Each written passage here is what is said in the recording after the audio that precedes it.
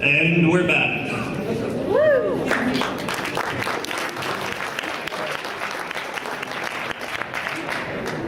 In the interest of time, I'm not going to absorb a lot of time. I'm just going to hit a few key points and allow Dr. Mandel to hit a few key points as well, so that we can keep going with this forum here.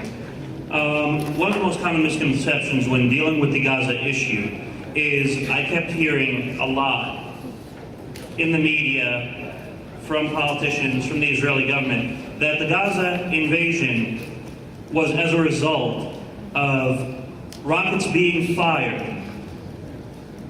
onto surrounding Israeli cities.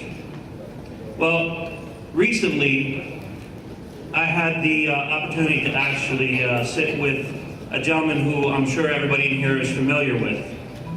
A gentleman by the name of Mr. George Galloway. And sitting with him, he just reaffirmed the research that I saw in the UN reports submitted to the UN Security Council. You can't blame a people for lashing out or fighting when there's a blockade that's put in place that goes against the treaty which was signed and agreed upon prior to the 6-month ceasefire. This blockade limited the amount of food coming in, the amount of clothes coming in, the amount of medical aid necessary for the people within Gaza. Given those circumstances, and given the deteriorating infrastructure in Gaza, these people had no choice but to fight back and try to get resolved, or so I would see. Now the question is, did the Palestinians in Gaza, did they breach the ceasefire? Well, I leave it to you to find out whether they did or didn't, simply by saying if part of the treaty and part of the agreement was that there wouldn't be a blockade or imposed sanctions, if you will, by the Israeli government, who broke the treaty first? It wasn't on the part of the Palestinians, it was part of the Israeli government. Moving on to another issue in Gaza, which is what I like to call the Hamas factor. I don't remember or recall in history any point in time where a legally, democratically elected government is served on a silver platter for anybody to go after. It goes against all principles of politics and international law. You see, Dr. Brooks brought up a great point. In 2006, they were elected. Hamas was elected. Be it you like them, be it you hate them, they were elected through a democratic system.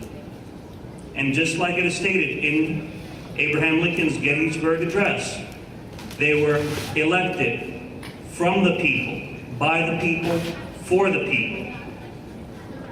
If that's true, and we can learn to respect that in any other country around the world, then what gives right to any country to negate the existence or the legitimacy of this government if they followed any and all rules and regulations placed upon them by the United States and by the West?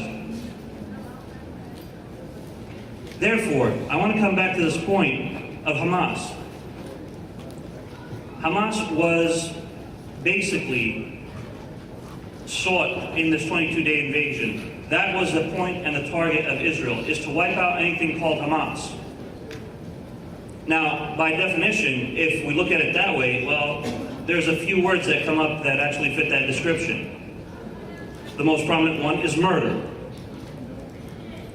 An attack on a government official, an attack on an elected official with force and violence when pursued to go after one's life, that is murder.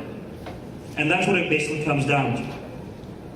You'll hear a lot of going back and forth on this issue. and the legitimacy of Hamas and the legitimacy of, you know, them using people to hide amongst the population and things of that sort. And that's fine, so long as we recall one thing and remember one thing. The issue of Palestine, and I want to emphasize this here tonight, and I want everybody to please pay attention to this point, is probably the most critical point you will hear tonight.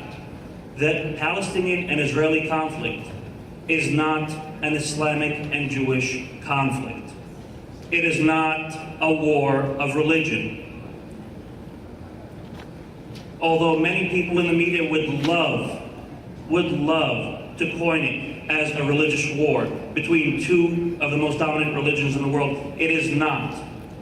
It is a conflict that arises from land